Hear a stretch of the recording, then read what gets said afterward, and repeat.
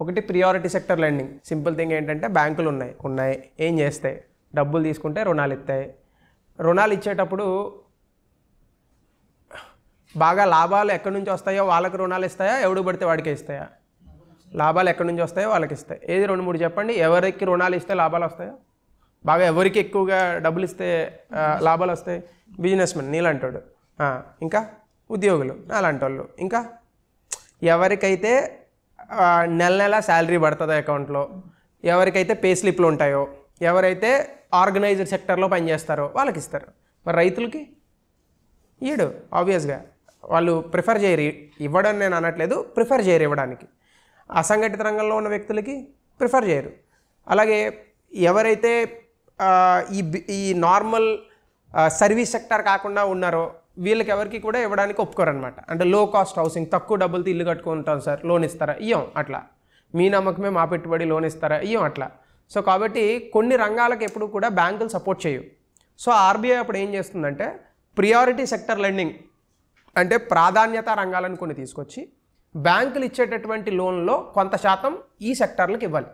అంటే for example బ్యాంకులు 100 రూపాయలు లోన్లు ఇస్తున్నాయి అనుకోండి, అందులో కొంత శాతం ఈ రంగాలకు ఖచ్చితంగా ఇవ్వాలి. ఇవ్వకపోతే కుదరదు, ఇవ్వాలి. ఇవ్వకపోతే ఏం చేస్తామనే తర్వాత చూద్దాం.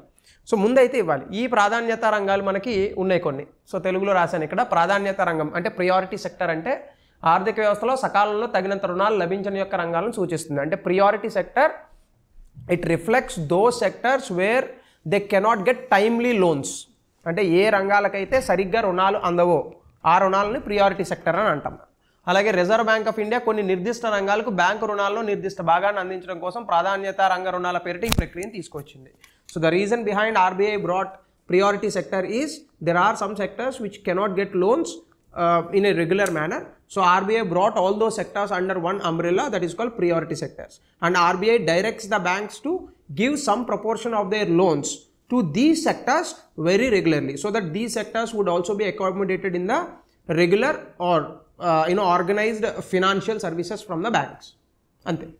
సో కేవలం ఆర్థిక రంగంపై మాత్రమే దృష్టి కేంద్రీకరించకుండా ఆర్థిక వ్యవస్థ సర్వతోముఖాభివృద్ధికి ఉద్దేశించబడింది. పెద్ద పదం కొంచెం సందులు సమోసాలు ఉన్నాయి అందులో. సో అంటే సింపుల్గా ఏంటంటే మనకి సాధారణంగా ఒక ఎకనామీ అంటే ఒక ఆర్థిక వ్యవస్థను తీసుకున్నారనుకోండి, ఒక ఆర్థిక వ్యవస్థను మీరు ఎలా అయినా అభివృద్ధి చేయొచ్చు. అంటే ఎగ్జాంపుల్కి అదేంటి సార్ ఎలా అయినా అభివృద్ధి చేయొచ్చు అని అడగచ్చు మీరు. ఫర్ ఎగ్జాంపుల్ మన దేశంలో వ్యవసాయ రంగం బాగుంటుంది, వ్యవసాయం బాగా పండింది, మనం ఎవ్వరం భోజనం చేయకుండా పూర్తిగా ఎగుమతులు చేసామనుకోండి, అప్పుడు జీడిపి పెరుగుతుందా పెరగదా? అద్భుతంగా పెరుగుతుంది. మరి జనాలు ఏమవుతారు? సస్తారు. అవునా? సో ఇది ఓవరాల్ ఎకనామిక్ డెవలప్మెంట్ అంటే ఒప్పుకుంటారు మీరు. ఎకనామిక్ గ్రోత్ అయి ఉండొచ్చు, కానీ ఎకనామిక్ డెవలప్మెంట్ మాత్రం చచ్చినా కాదు. సో కాబట్టి ఎప్పుడు కూడా కొన్ని రంగాలు ఏవైతే ఉంటాయో ఆ రంగాలు ఖచ్చితంగా అభివృద్ధి చెందాలి. అంటే అగ్రికల్చర్ సెక్టర్ నుంచి మీకు జీడిపి రాకపోవచ్చు, కానీ అగ్రికల్చర్ సెక్టర్ అభివృద్ధి చెందకపోతే రైతులు నాశనం అవుతారు. అలాగే పారిశ్రామిక రంగం ఒక్కొక్క దేశంలో అద్భుతంగా ఉండొచ్చు, కానీ ఆ దేశంలో మళ్ళీ సేవలు కూడా ఉండాలి. అంటే యూనిట్ సర్వీస్ సెక్టర్స్ ఆల్సో. అంటే ఇక్కడ ఎలా ఉంటుందంటే ఒక ఆర్థిక వ్యవస్థ అనేది అభివృద్ధి చెందాలంటే ఒక రంగం మీద ఆధారపడకూడదు. It should be overall development of the sectors. So మన దేశంలో ఉన్నటువంటి అన్ని రంగాలు కూడా అభివృద్ధి చెందినప్పుడే సమానంగా నేను అన్నాను, హెచ్చుతగ్గులు ఉంటాయి, కానీ రంగాలు అయితే మాత్రం డెవలప్ అవ్వాలి. అంటే సెక్టర్స్ కొన్ని వదిలేసి కొన్ని సెక్టర్స్ని డెవలప్ చేస్తే ఏమవుతుందంటే అదే మీకు చూడండి సింపుల్గా కొంతమందికి చూడండి అన్నీ బాగుంటాయి కానీ కొన్ని లోటుపాట్లు ఉంటాయి. ఇప్పుడు ఫర్ ఎగ్జాంపుల్ అన్ని వేళ్ళు ఉన్నాయి, అన్ని వేళ్ళు ఒకేలా ఎదగవు, కానీ ఎదగాల్సిన సైజు ఎదగాలి. ఒక వేలు కన్నా కూడా సరిగ్గా ఎదగకపోతే ఫిజికల్లీ హ్యాండిక్యాప్ట్ అని అంటారు. అవునా? దివ్యాంగ్ అంటున్నారు ఇప్పుడు. సో అట్లాగే ఆర్థిక వ్యవస్థ కూడా ఏమవుతుందంటే హ్యాండిక్యాప్ అవుతుంది. అంటే కొన్ని రంగాలు ఉంటాయి. ఇప్పుడు ఫర్ ఎగ్జాంపుల్ అమెరికా లాంటి ఒక అద్భుతమైన ఆర్థిక వ్యవస్థలో అసలు వ్యవసాయ రంగం లేదనుకోండి, ఏం తిని బతుకుతారు? కాంక్రీటు, కార్లు ఇవి తిని బతుకుతారా? లేదు కదా. యూ నీడ్ ఫుడ్ కదా. సో కాబట్టి యూ నీడ్ ఫుడ్ డెఫినెట్గా. మీకు అందుకే ఈ దేశానికి ఎక్కువగా నాన్ వెజిటేరియన్ అలవాటు అవ్వకపోవడానికి గల రీజన్ ఏంటంటే this particular country can produce literally all vegetarian varieties in the world.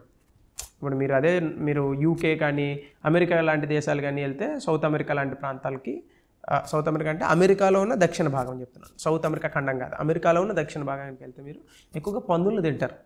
మన దేశంలో అసలు పోర్క్ అంటే ఇట్స్ వెరీ అంటే తింటారు తినేవాళ్ళు, కానీ ఇస్లాంలో అయితే ఆల్మోస్ట్ ప్రొహిబిటెడ్ బికాజ్ ఇట్స్ హరామ్. Whereas when comes to Hinduism కూడా చాలా తక్కువ మంది తింటారు పోర్క్ లాంటివి.